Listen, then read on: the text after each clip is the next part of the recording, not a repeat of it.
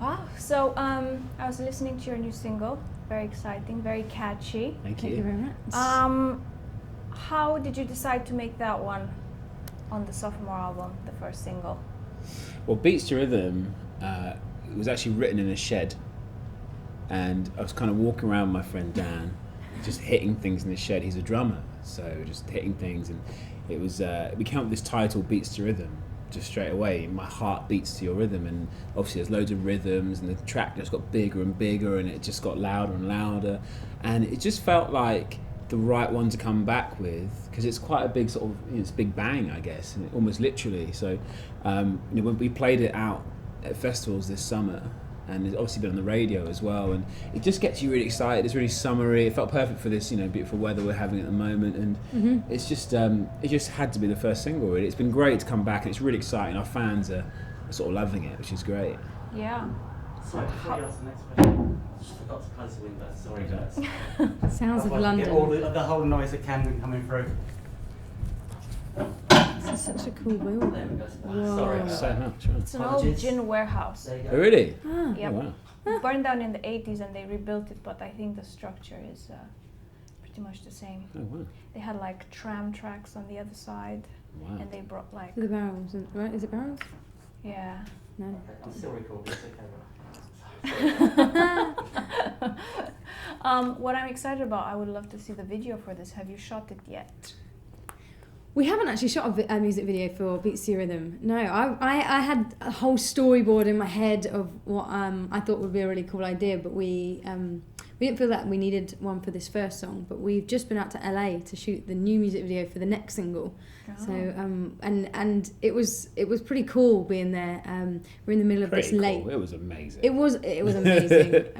It was this dried out lake in about 2 hours outside of LA, and we got there at about 5 a.m. and it was complete darkness. And then as the sun came up, it just revealed all of these mountains and this kind of like dusty scape. And yeah, it was very cool to see amazing, yeah. All of that come together. And It was like 35 degrees as well, so you pour a bit of water on the ground, it would it's evaporate. And yeah. but it was great. I mean, we had like a big camera above us, and we were sort of performing. It was like, it was just, it really matches the song, because My Universe is a big song. I mean, it Beats to Rhythm we're really excited about, but I think My Universe is the one where we're like, right, this is a real statement of where we want to go with our sound, because it's much bigger, and I think performing in that sort of desert like that is just, it's just huge. We also got this story in the video as well, which is really, really exciting. So that's going to be out really soon, hopefully, and people will see it, and I think they'll be quite shocked at how different it is for us. It's much bigger. Well, I was thinking, like a desert. Was it Death Valley, or is it somewhere close by? No, it wasn't Death. It was Death Valley's a bit close to Vegas, I think, but it was a similar kind of feeling. Yeah. It was hot enough to feel like that. How does that gel with the country sound, or is the song more popified, to say that? Yeah, it's on the poppier side of country music. I think it's still got the kind of storytelling in it as well. But we have a couple in the video that act out a kind of storyline, and we're in between kind of performing the song as well. So yeah, it's a big step up, I think, for the next video. So you guys are now used to like being in your own music videos. Are you acting more? Yeah, we haven't done loads of acting yet. I mean, No. Chris would be a lot more comfortable with acting than I kind of would. But it's funny. No one really teaches you how to be in a music video. You kind of just sort of do it, and You learn on the job. I mean, that one was funny because that was really similar to the big boy band videos. It felt like all the boy band videos I grew up watching, and like you're like doing that kind of stuff. But when you watch it back, it looks amazing. But we had a really good team around us, and the director was sort of giving us a couple of pointers, and he's like, "Come on, really get into it right now." And you're there. It's weird because it's just you in a desert with all these people filming you. But when you really get into the song and remember, why you wrote it and what it's about, and it really came across. And we got the last edit through a couple of days ago, and it's just really done the song complete justice, which is great. Well, I can't wait to see it now. Yeah. See kind of how it all matches together. Yeah. Yeah. Then this is your sophomore album. Always the hardest, from what I've heard. How difficult was it? Like, did you feel a lot of pressure, thinking, oh, you gotta make it as good as the first one, or how did the process Yeah, happen I mean, for there's that the worry of that difficult second album, you know, that everyone talks about, and so far every step has felt quite easy to us. I mean, we started writing this pretty much the moment we recorded the album Brave. So as soon as we kind of finished that one, we were out writing again, and we went away to Nashville for 3 weeks to go and write out there. We were writing pretty much every day when we were out there, and you know, we got quite a lot of songs when we were there, and then when it came to the process of deciding which ones we were going to go and record, you know, we had about, I don't know, 35 really strong contenders for the album, so that, you know, that was difficult to try and decide which ones were the ones that were going to be recorded, and then as soon as we'd recorded them, we had to decide which ones were going to make the album, and nothing's felt so difficult so far, but I think there's maybe some nerves might set in with the actual release now coming up and people being able to hear it. But you know, I think, speak for the both of us, I think we feel just really proud of what we've done, and we couldn't have given any more, you know, and as long as we're proud of what we've done, you know, it's open to everybody's opinion, I guess. Well, from what you're saying, you have enough material for all the way to album 5. You I know. don't need to worry about it Yeah. for the next 3 years, 5 years. I don't know. Well, how yeah, long. we even looked into songs from album 1 that we'd written, you know, just to recap and refresh our minds of those songs that we wrote, and you know, if anyone, you know, felt fitting for the album kind of thing. So Was there a different vibe to this one? How do you think it's grown, the music? How has it evolved from the first one? I mean, the whole thing has evolved massively because we have been playing much bigger shows, firstly. So we supported the Cause on tour. So we played with them at like places like the O2 in London and the MEN Arena in Manchester. And we also went to Germany and played these huge arenas. And you kind of just we wanted a bigger sound, really, to really fill those big arenas out in the festivals. And it's funny, on the first album, we really shied away from having any extra production. We didn't really want that, too much program stuff. And then this album, you know, with the way we've evolved, but also the way country's evolved, we were like, let's have some more program stuff, bigger drums, you know, maybe the odd synth here and there, and it's really helped. The whole thing feels much fuller and bigger. So it should be really exciting for the shows when we come to do them. And as you've said, you've played various venues ever since you kind of last album. You've played the Old Opry. Yeah, the Grand Ole Grand Ole Opry. Opry. How was that? How did it feel for you? I mean, it's the cradle of. I just remember being up on that stage and it being so hazy. I think, you know, we didn't really feel like we were there. I mean, we watched the TV show Nashville, and you know, they have scenes of them performing on the Grand Ole Opry, and it just felt like a really hazy moment, I think, for us. And you know, absolute legends have performed on that same circle, actually. You know, Dolly Parton, Loretta Lynn, Johnny Cash. You know, the names are just endless of the people that have performed on that stage. And as country musicians, I think you dream of playing on that stage, and to be able to do that so early on in our career, you know, like pretty much 1 year, wasn't it? And that we were on that stage.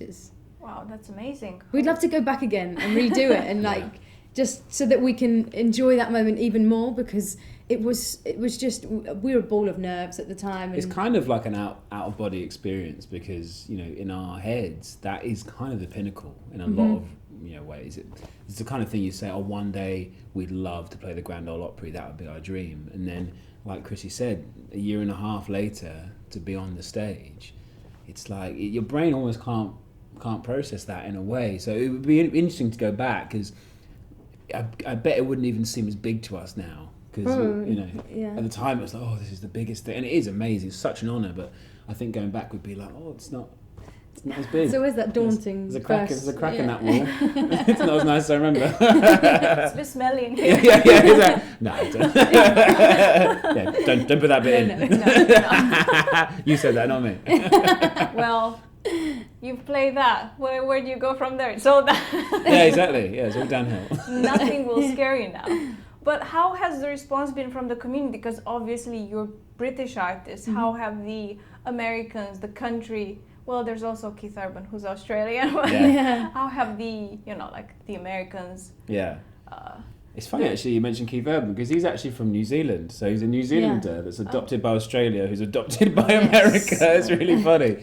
But no, Nashville has been amazing to us, the community there. I mean, it is a real community. That's why I think so many people are going there, because as songwriters, as musicians, as even people in the music business, it's a very close community, and there is sometimes an issue of people trying to get into that, you know, especially even going, say you come from like California or something, I think it can be difficult to break in, but with us, because it's so different for them, us coming from Britain and, you know, talking the way we do and not singing about trucks and Stetsons and stuff, I think they actually really love it. Every writing session we've had, we sit with someone and write a song, and they are kind of like, oh, can we sing about that? Is that okay? That's a bit different. And we're like, no, you can't sing that. Yeah. I remember we wrote with a guy called Kip Moore, who's a really like manly country artist, incredible guy, and he was talking about sort of singing about car engines.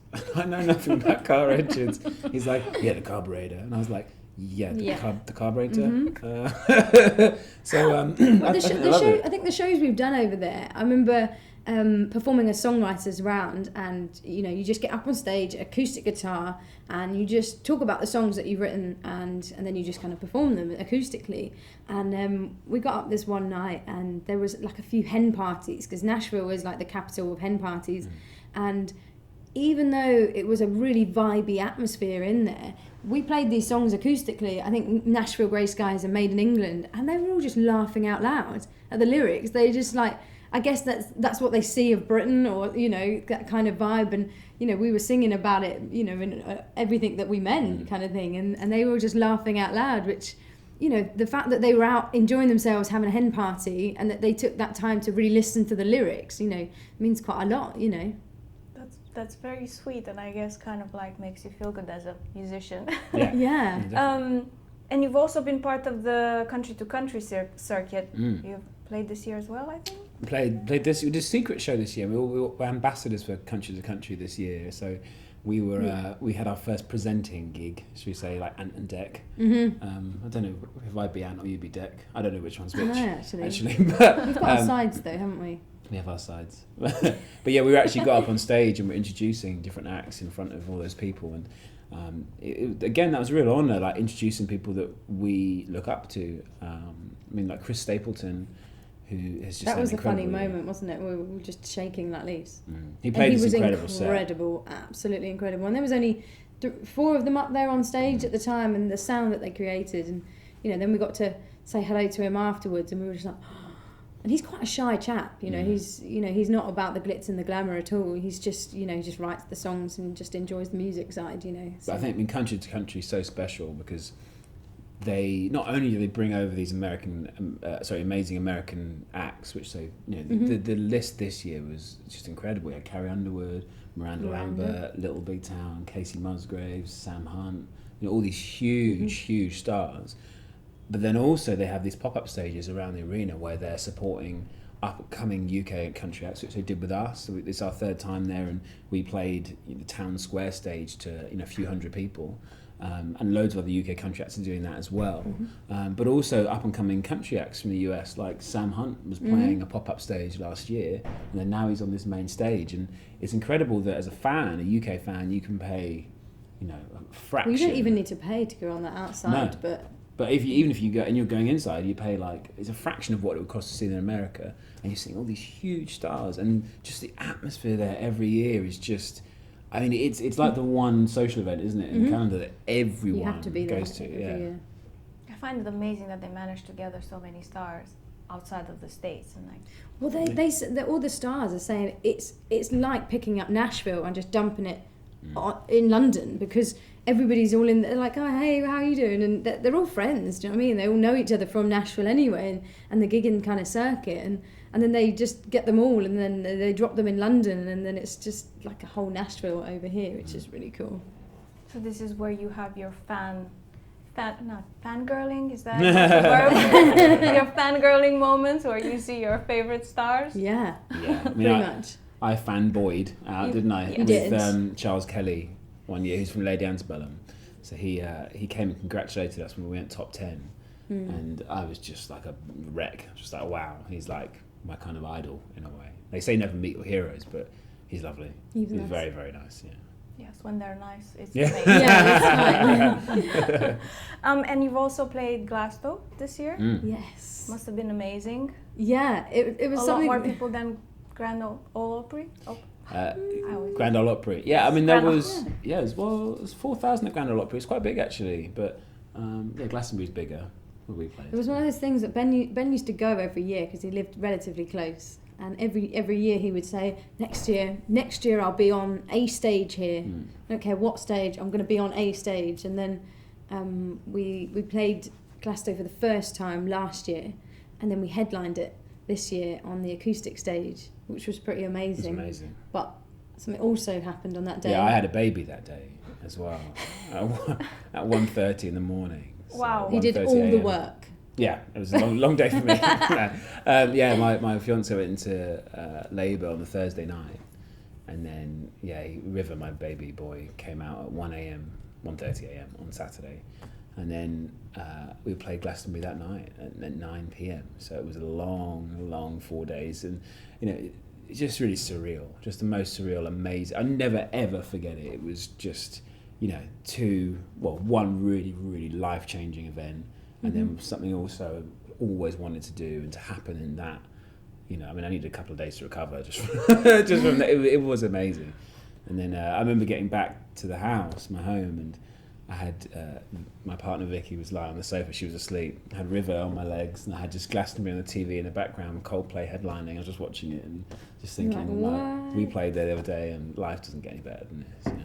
That's I imagine it must have been a roller coaster of emotions. How did you even focus to play on stage after that? I don't know. I mean, it was Emotional, wasn't it? My voice actually went for one of the songs. I just couldn't sing, and we are so in sync with each other now. Like Chrissy kind of even noticed, and she just filled in for me for a couple of bits. But it was great. All our fans were there, and a lot of our fans that have been with us from day one, they were kind of sort of shouting out, "Oh, yeah, congratulations on River," and but also they were sort of shouting out, we're so glad you guys are finally here headlining, and it was just a real moment of just amazingness, and Chrissy and you were hugging on stage, and well, it was amazingness. It was incredible. Like once in a life, we'll never get a moment like that again. Yeah, That's true. But how are you now? You'll have to juggle work and baby raising. Yeah, but I mean, it's you're baby raising, baby rearing. Baby rearing. But it's what we do. We're so lucky because we're either at home loads or we're away. And when we're away, it's really intense, and it's. But then I have we both have 2 weeks at home. I can just, sort of play with him, and I get all the good bits, But that'd be good. I think we're so lucky to do what we do. I mean, I'd rather. My River saw that I was loving what I do and took that as a, was inspired by that as he grows up, as opposed to me doing something I don't love, Yeah, and you're going to go on tour. How do you think you're going to handle that situation? He's going to probably have a lion every day. Yeah, but I go on holiday. No, I mean, touring's great, isn't it? Yeah, so I think we're on the road for just under a month or so. We got 4 boys in the band behind us, so it's going to be a full band. It's the biggest shows that we've done yet, I think, as well. So yeah, it's going to be a lot of fun. New songs to perform as well, because obviously we've been performing Brave for the past 2-3 years or so now. So it'll be really exciting to play some new songs, and hopefully by then a lot of our fans will have the new album as well. So I'm sure they will know all the lyrics by the time the tour comes up. And now you've got a tour bus as well. It's so much easier. I mean, it's one of those things we always again dreamt of having, but it makes life so much easier. Because before it used to be you were either in the van or on stage. Travelling, And it cuts out all the travel, because you travel overnight, you sleep, and then you wake up in another city, and it's great. The amount of stuff we get to do in the day, like we get to go to the gym, and yoga. It's great, and it's a really nice experience. But I guess the best thing is you get to see your fans every night, and our fans are so great. They love what we do, and we honestly love playing for them. It's one of the most special things to do. So have you been using this tour bus for a long time? How has it been working out for you? This is our 3rd tour with the tour bus. Is it? Yeah. Yeah. I get lost. get lost. Yeah. But you guys have like the same schedule, like are you both night owls or? I mean, I think we're quite relaxed. Apparently we got a good bunch of guys on the road with us, and they are all guys, which is always hard work for me. Eight boys on one tour bus, you know, for 3 weeks. 2 weeks has been hard enough, but 3 to 4 weeks is going to be. How are you going to handle it? I don't look forward to that part of it. There's no glamour in that side of it for sure. There'll be a lot of air freshener or something going along the bus. But yeah, I mean, tour bus is great, isn't it? You know, I remember we were on our way back from Germany, and just us and the boys in the band, we had lots of drink, and we just had a good old boogie downstairs. You know, when the bus was moving, and yeah, we were just having a good time basically. It's great. I mean, it's as a cruise, boy, it's amazing. Yeah. I mean, FIFA on the bus. Yeah. I'm always the first awake though. I'm always the first awake. You wouldn't know. Coffee, you're not awake. no. But coffee break and run, isn't it? It's just brilliant. Yeah, it just makes it so much easier as well. Like, I mean, our first tour was only sort of 3 years ago, 2.5 years ago, and we were driving ourselves around everywhere and you know, packing all the gear in, and you know, I think every band should go through that and do it because, you know, we're lucky to be in the position we are, but we remember that so vividly. We feel even more lucky because we know how hard it is when you're starting out and how tiring it is. But what's so great about the team we have around us now and the bus and stuff is that we can just get up on stage and just do the very best we can and do the best show. And it was a big game changer for us, definitely. I still imagine you gotta call your girlfriends more often because you just gotta balance that testosterone out somehow. Yeah, I definitely have to do that. I've got a girl coming on the road with us this time, so she's my wardrobe assistant. Just my sanity, I think. So now that you've experienced the studio twice and touring, which one do you prefer? How does it compare for you? They both have their strengths. I mean, it's completely different when you get in the studio to when you get out on the road. I mean, you know, all of a sudden you have to strip your voice right back, and it's exposed almost. You know, you hear everything in your headphones, and it's very stripped back in there. But you get to play around also. You know, you hear the kind of music created, and then you can kind of make that song your own with your voice as well. Yeah, I think the thing about being... It's really creative, isn't it? In the studio. In the studio. Yeah. The thing about being on tour, they're both amazing. I don't think you can really pick which one's better, but they're so different. Like, so different. Being on tour, you get that instant connection, like you're singing and people just react to the song straight away, and whether that's, you know, dancing or singing along or crying or whatever. And that's kind of the way that, you know, music started out. I think it's something quite instinctive about singing and reacting and singing, you know.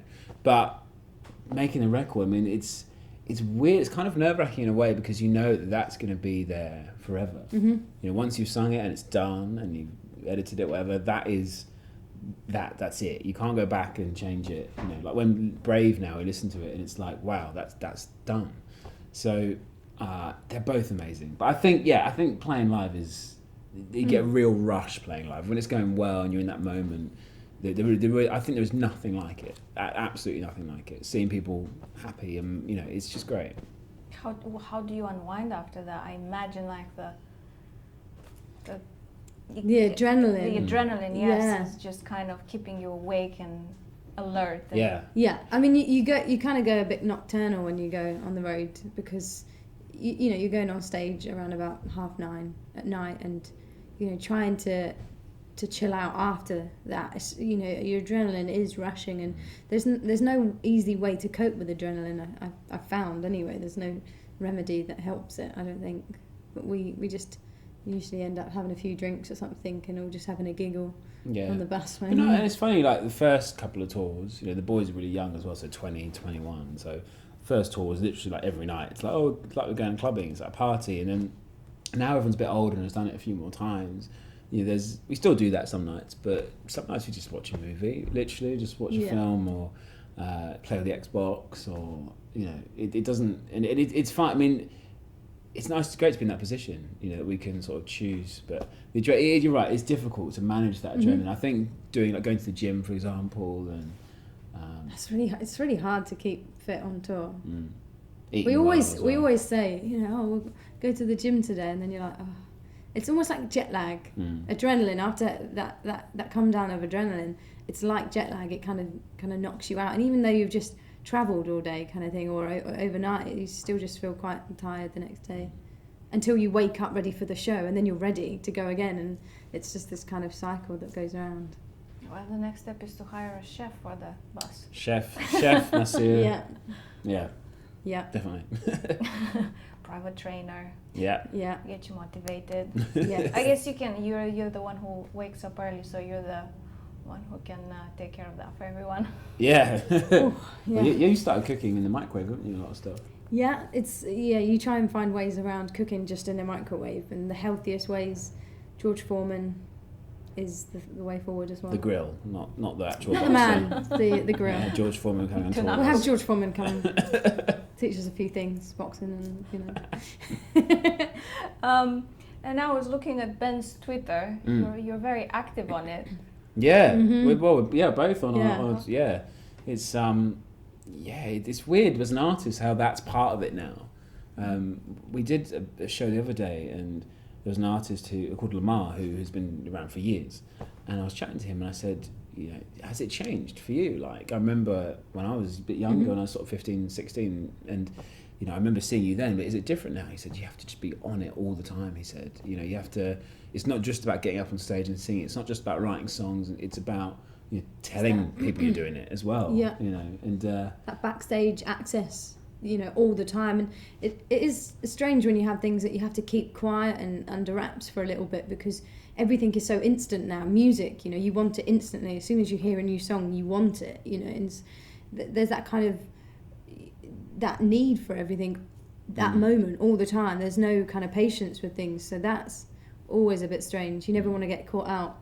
But it's great though releasing that we something. get to have that relationship with our fans now. Like, we've had so many who have told us how much certain songs mean to them. Like Brave, for example, it got them through the recovery of heart surgery. They messaged us and said, this song has helped me so much. Just Want to Love You, people use as their wedding dance, like first dance, all the time. And I think it's great just to have that connection with the fans. It's really, really great. But you do need, it's one of those things you do need to stay on top of and do, which is, it's just good. I think it's better than it was. It's just different. It's funny, like when we first started, and it felt like it was something that you had to do, and at the time I didn't feel all that comfortable of showing everything. But then I realised that because we get to see what we do every day, it's just like this is just what we do. But a lot of people don't get to see that, and so now I've kind of looked at it from their point of view and seeing that they would love to know what we're doing behind the scenes, what we're doing just before going on stage. And I look at other artists and think, oh, that's cool, they're about to go on stage, or look at them, and you have to see it from that point of view. I think Ed Sheeran looks at everything that he does from the fan point of view, because he was that fan for many years, so my only problem is I seem to yawn before I go on stage. you do, Yeah. you get this like yawning It's like thing. I think it's just my body trying to get as much oxygen ready for the show, so it must look really bad, because we had this documentary crew following us the other day, and like they filmed me just before we went on, both of us, and they were like, how are you guys feeling? I was like, oh, Yeah. I'm really excited. And I am really excited for my body. I don't know what it is. So you have to be I want people to think I'm not that excited for the show. I'm really excited. I just yawned before a show. That's a very strange reaction. Did you notice it yourself, or people pointed Yeah, it no, out? I noticed it. No, people don't, because I turn away, but they were sort of reeling the camera in my face. And I was like, oh, and I wasn't tired. It's just what I seem to do. I don't know why. I think it's a way to relieve stress as well. Oh, really? Yeah. Okay. Like, I sigh when I'm like, and people ask me, oh, something wrong? No, I'm just concentrating. Okay, I'll take that one. So who do you guys follow? What kind of, on social media? I've got Laura and Elena on Snapchat, who's hilarious. I quite like following a lot of her stories. She's a bit crazy. We've got Little Big Town, Maren Morris. I follow a lot of food things as well. We both do. Foodies as well. Foodies. Yeah. Because I hate those people that take pictures of their food, but I'm one of them, and I don't love it. It's this bad cycle. It's great. But yeah, I mean, it's funny because we both love food, don't we? Like, and we sort of plot. You can remember different shows where you've done by the food that your pictures you've taken of the food, and then you see maybe another artist going to the same city, and you're like, oh, you know, you should go to this place. It's really, really great. And there's a real relationship between food and music. Actually, it's funny that most of the artists we've met and songwriters all love It's always food. stop off at this place. Yeah, it's interesting. I think there really is something. It's probably a very sort of, you know, instinctive things, I guess. But probably eating out on the road 3 times a day, so probably, you just kind of get used to picking out the really good spots. Yeah. See, I see a cooking show, cooking. Oh yes. Yeah. Yeah, I think You we never could. know. Should do. You might have. We're quite different in food choices, though. I think. Yeah. Yeah, I'm a bit more of that like, leaning green and stuff, and you're more Italian. Yep. Full I'm more flavour. indulgent. Yeah, just you I'm go that from health gluten-free, first to dairy-free, taste-free. flavour-free. But I find it really flavoursome, you know. Yeah. Some people like vegetables more. We could do. I a love cooking, vegetables. We could. I do love vegetables. They're I do great think. battered. I do think we could do like some kind of like the reggae sauce. I think we could do like some kind of musical Twang twang sauce. cooking show Twang twang. playing. How do you? YouTube show. Yeah. Between Yeah. albums, between tours. I don't Somebody did that, didn't they? Made baking a cake with beets. Do they? You haven't seen that? No. I'll Sorry, show you. know. Nowadays, since, as you said, people have such direct and instant access to everything, are you worried about fans like filming your shows? Like people don't enjoy the performance, but they kind of feel the need to record it. I They have don't- no problem with people filming a show, and I understand why artists do. My only thing is, you're never going to watch it back and enjoy it. That's what I don't get. You know, if you're just taking a photo, it's different. The photos to remember, even they look rubbish though. I've never seen a good photo from a gig with a phone, but I'm just like, people holding the iPads out, but I'm like, what are you going to do with that footage? It's going to sound awful. It always sounds bad. You can never, they still can't capture what it feels like to be at a show, you know? I think many people have now clocked on to the fact that you can just hold your phone on record but not be looking at it, so they just leave it there. They'll kind of line it up, yeah, that's working, and then they'll like stand watching, and then their phone is recording here, so then they still get the kind of full idea of the show. But you don't, because you can't really hear what it's like, and even if you're close, you look far away, and if you're close and stuff. It's more just, those you know, new songs. It's when you, oh guys, we're going to play a new song, all of a sudden the phones go up. You know, like, oh, nobody's going to know this one, and then, you know, I don't know if they're learning the words or something, I don't know. That But might it's be the amazing. way. It is amazing that you can do that now. Like, you know, that you can film stuff. But I think sometimes it'd just be great just to enjoy the moment. I think in anything, not just music, anything. You know, sometimes we should have filmed that. It's like, yeah, but we can remember it. You know. So. Great. Well, thank you very much for your time. Thank you. Thank you for your time. I can't wait to see the video. Yeah, we're yeah. so- Okay. Okay. No, we'll just say, you Just know, explain that part of it and then they can cut it in, I think. okay, Otherwise it might be a bit weird. So the big twist at the end of the video. okay. So apparently there's a big twist. And nowadays when music videos have a Sixth Sense twist, a car crash from Yeah, so I mean, this song is called My Universe, and we had lots of pictures, ideas through, and this is the one that really stuck out for me. I mean, I'm a bit more of a visual person than what Ben is, and at the time you were like, I'm not too sure, and when I explained it, for me the line is, you only get one life and you've got to live it, and so this story was about a couple, and it shows you the different phases of their relationship, and in between we are kind of narrating by singing the song, and then there's a kind of part, it's all like kind of, you know, media driven. They've got their phones, and then there's a scene where we kind of, she loses her life. She's texting on her phone in the car whilst driving, and I know at this point my mum was like, oh no, that's really bad, you can't have that, you know, in the video, and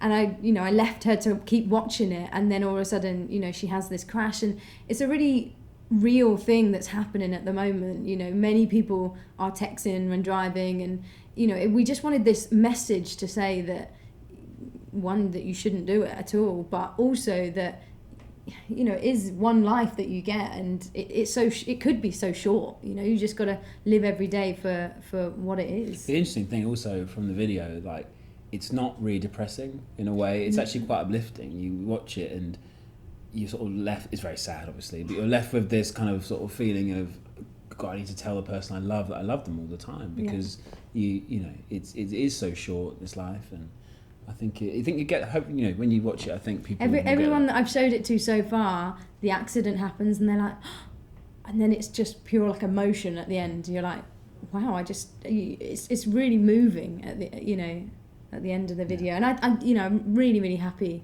with it. I think it's a big step on for us, and really proud of it. So it was your idea to include it in that? It wasn't an idea, no, but it was in the bit. It just seemed right. I mean, there were a lot of the things that were sent through are very similar, but that one, just that twist at the end, just took it from being something really too sweet to something quite poignant, I think. I was going to say it almost sounds like a public service announcement, like. Yeah, I guess so. Since I haven't seen it, obviously it makes me think of the those ads. The Think ones. The cinema screenings. Yeah. So Yeah, the Think adverts, aren't they? Yeah. it sounds like a big budget production. Not Michael Bay-ish. No, it's not. It's quite a movie. Yeah. Good, Cool. so Thank you. much. Cheers. Thank you. Thanks.